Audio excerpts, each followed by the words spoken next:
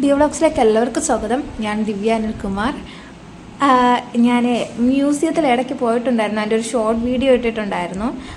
അപ്പോൾ ഒരു long video കൂടെ അപ്ലോഡ് ചെയ്യാമെന്ന് വിചാരിച്ച് കുറച്ച് ക്ലിക്സ് എടുത്തു വച്ചിട്ടുണ്ട്. അപ്പോൾ മ്യൂസിയം എന്ന് പറയുന്നത് ഞാൻ തിരുവനന്തപുരം ജില്ലയാണ്. തിരുവനന്തപുരം ജില്ലയിൽ നിങ്ങൾ ഒട്ടുമിക്ക ആൾക്കാരും പോയിട്ടുണ്ടായിരിക്കും.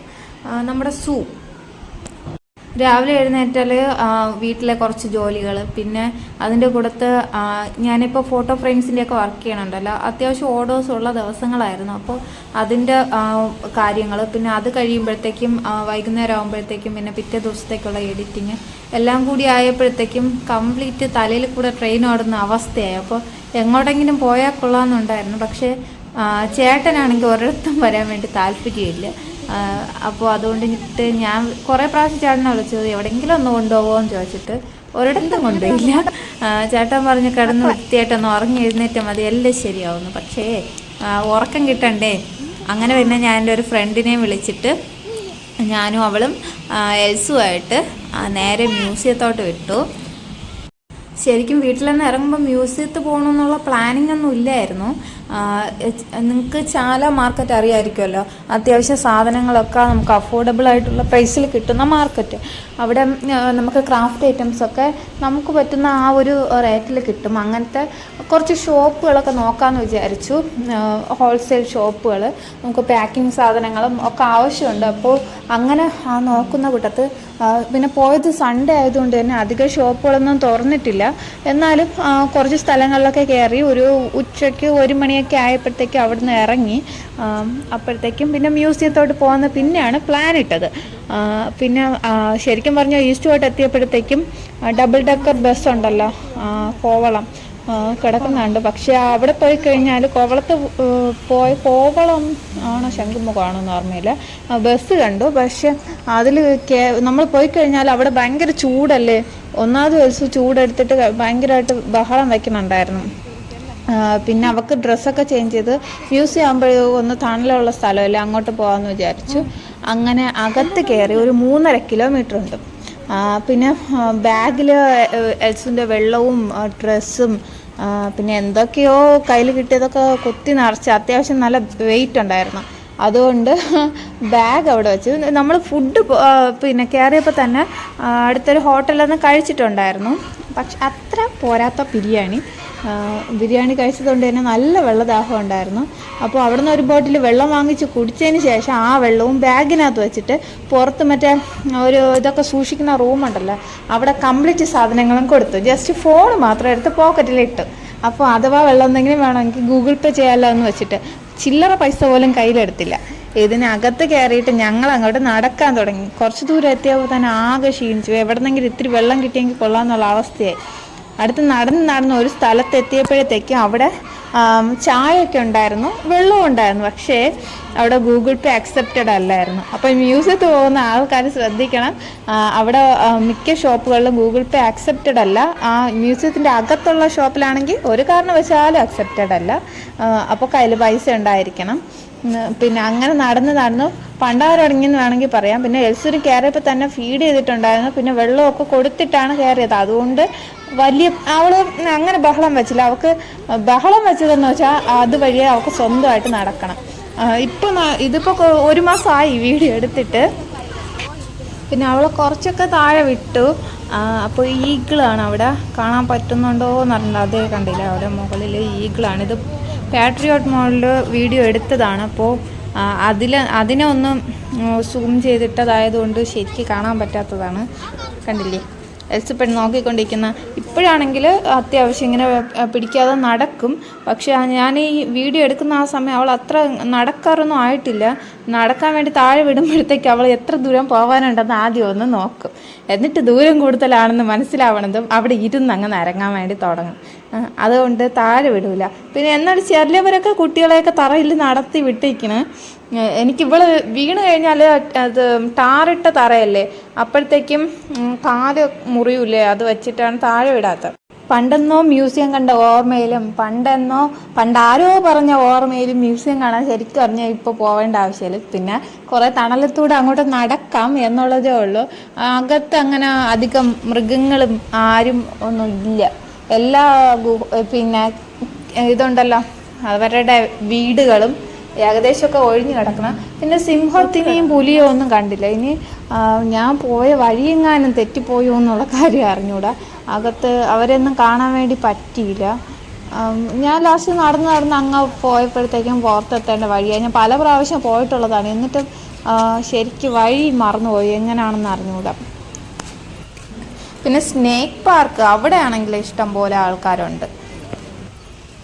സത്യം പറഞ്ഞാൽ എനിക്ക് വീട്ടിനകത്ത് ഇരിക്കണമെന്ന് വെച്ചാൽ എനിക്ക് ഇഷ്ടേ അല്ലാത്ത കാര്യമാണ്. എങ്ങോട്ടെങ്കിലും ഒന്ന് പോയാൽ മതി.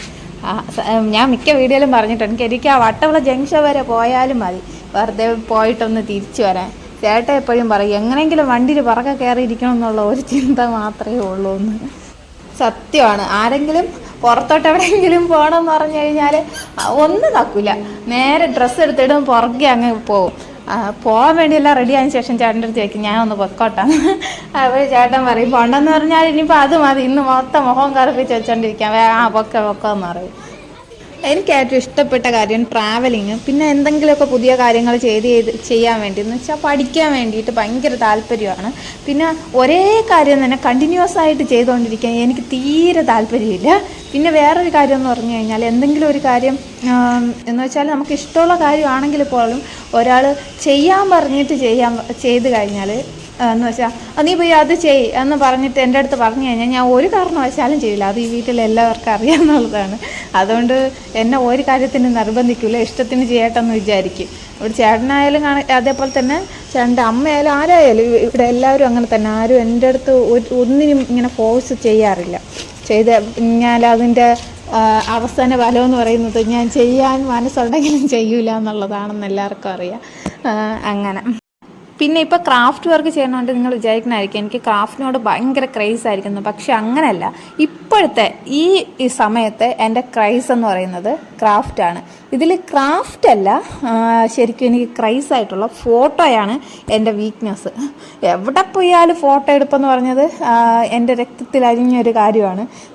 മുമ്പ് ഞാൻ തൈക്കാട് ഹോസ്പിറ്റലിൽ പോണ സമയത്ത് ഇവിടെ നിന്ന് പുറത്തിറങ്ങുമ്പോഴേ നമ്മൾ പോണത് കാണുമ്പോൾ എവിടെ ടൂർ പോണതെന്ന് തോന്നും. ശരിക്കും ഹോസ്പിറ്റലിൽ പോകണമെന്ന് ആർക്കും മനസ്സിലാവില്ല. കാണുന്നവർ വിചാരിക്കും എവിടെയാണ് കറങ്ങാൻ പോകണം നേരം വെളുക്കണതിന് മുമ്പേ എന്ന് വിചാരിക്കും. ഇറങ്ങുന്നത് മുതലേ ഞാൻ ഫോട്ടോ എടുക്കാൻ തുടങ്ങും. പിന്നെ ഹോസ്പിറ്റലാണെന്ന് മനസ്സിലാവാത്ത വിധത്തിൽ അവിടെ ഇരുന്ന് വേണമെങ്കിൽ ഫോട്ടോ എടുക്കും. അപ്പോൾ ഈ ഇൻസ്റ്റഗ്രാമിലോ ഒക്കെ ഇങ്ങനെ ഫോട്ടോ ഇടുന്നത് അധികം ആരും അങ്ങനെ ചെയ്യാറില്ലാത്തതുകൊണ്ട് എൻ്റെ വാട്സപ്പ് സ്റ്റാറ്റസ് നേരം വിളിക്കണതും തുടങ്ങും ഓരോ ഫോട്ടോസ് ഇടൽ. പിന്നെ അതുപോലെ വീട്ടിലിരുന്നും ചുമ്മാ അങ്ങോട്ട് തലകെട്ടി ഇങ്ങോട്ട് തലകെട്ടി വെറുതെ ഫോട്ടോ എടുപ്പ് തന്നെ ആയിരിക്കും. ചേട്ടൻ എന്നിട്ട് വഴക്കുറയുകയും ചെയ്യും, എവിടെ പോയാലും ഇവക്ക് ഫോട്ടോ എടുപ്പെന്ന് പറഞ്ഞിട്ട്. ഇപ്പോൾ ചെറുതായിട്ട് കുറഞ്ഞിട്ടുണ്ടെന്ന് വേണമെങ്കിൽ പറയാം. പിന്നെ ഇപ്പോൾ അത്യാവശ്യം വർക്കുള്ളത് കൊണ്ട് തന്നെ ഇപ്പോൾ അങ്ങനെ ഒരിടത്തും പോവലും ഇല്ല. പോകണമെങ്കിൽ തന്നെ 6 മണിക്ക് ശേഷമായിരിക്കും. നിങ്ങൾക്ക് ഏറ്റവും ഇഷ്ടമുള്ള കാര്യം എന്താണെന്ന് കമൻറ്റ് ചെയ്യുമോ? യാത്രയാണോ, ക്രാഫ്റ്റാണോ, അല്ലെങ്കിൽ ഫുഡിങ് ആണോ? ചിലർക്ക് ഫുഡ് ഉണ്ടാക്കാൻ ഭയങ്കര ഇഷ്ടം. എനിക്ക് ഒരു സമയം ഫുഡ് ഉണ്ടാക്കാൻ ഭയങ്കര ഇഷ്ടമാണ്. ഞാൻ പ്രഗ്നൻ്റ് ആയിരുന്ന ആ സമയത്തൊക്കെ നോക്കിക്കഴിഞ്ഞാൽ എൻ്റെ വീഡിയോസ് കൂടുതൽ ഈ കുക്കിങ്ങിൻ്റെതായിരിക്കും.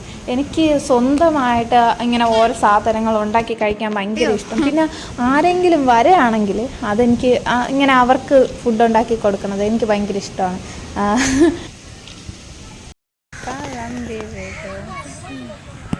ധൈര്യം ഇങ്ങോട്ട് കയറി വേടാ, മറ്റെന്തോ അവിടെ ഇരുന്ന് കൊണ്ട് വിളിക്കുന്നു കയറി വാടാ എന്തോ കാക്ക ധൈര്യോട്ടെ കയറി വാടാ കണ്ടാവും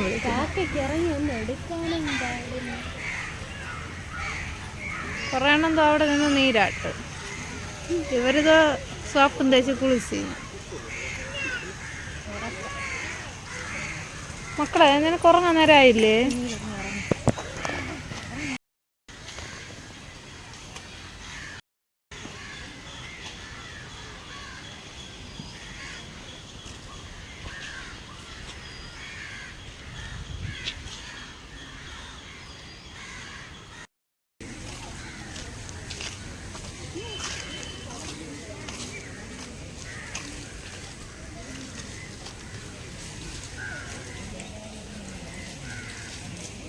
മക്കൾ പോണോ അമ്മാൻ്റെ അടുത്ത്?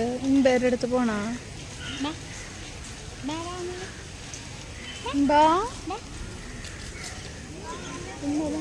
ബാ ബാ ബാ ഇമ്പ ബാ.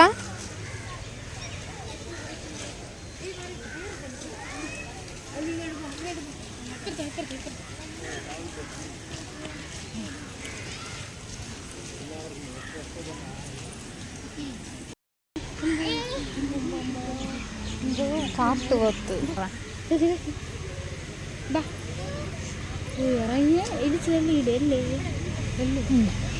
പിന്നെ അങ്ങോട്ട് കയറാന്ന് വിചാരിക്കണ്ട. അവിടെ ഇവിടെ ഇവരിടിച്ച് ചമ്മന്തിയാക്കിയിടും. പിന്നെ ഇവിടെ നിന്ന് തൂക്കി അപ്പുറത്തെ സിംഹത്തിന്റെ ഗുഹയുണ്ട്, അതിലിട്ട് കൊടുക്കും. തട്ടിക്കളിക്കും. അപ്പോൾ ഇത്രയേ ഉള്ളൂ ഇന്നത്തെ വീഡിയോ. അടുത്ത വീഡിയോയിൽ വീണ്ടും കാണുന്നവരേക്കും ബൈ. പിന്നെ ചാനൽ സബ്സ്ക്രൈബ് ചെയ്യാൻ മറക്കരുത്. അതുപോലെ തന്നെ നിങ്ങളുടെ ഫ്രണ്ട്സിനോട് ചാനൽ ഒന്ന് റെക്കമെൻഡ് ചെയ്യണേ. നിങ്ങൾക്ക് യൂസ്ഫുൾ ആയിട്ടുള്ള വീഡിയോസ് അതുപോലെ എൻ്റെ കൊച്ചു കൊച്ചു സന്തോഷങ്ങളൊക്കെയാണ് ഈ ചാനലിലൂടെ ഷെയർ ചെയ്യുന്നത്. അപ്പോൾ അടുത്ത വീഡിയോ കാണുന്നവരേക്കും ബൈ.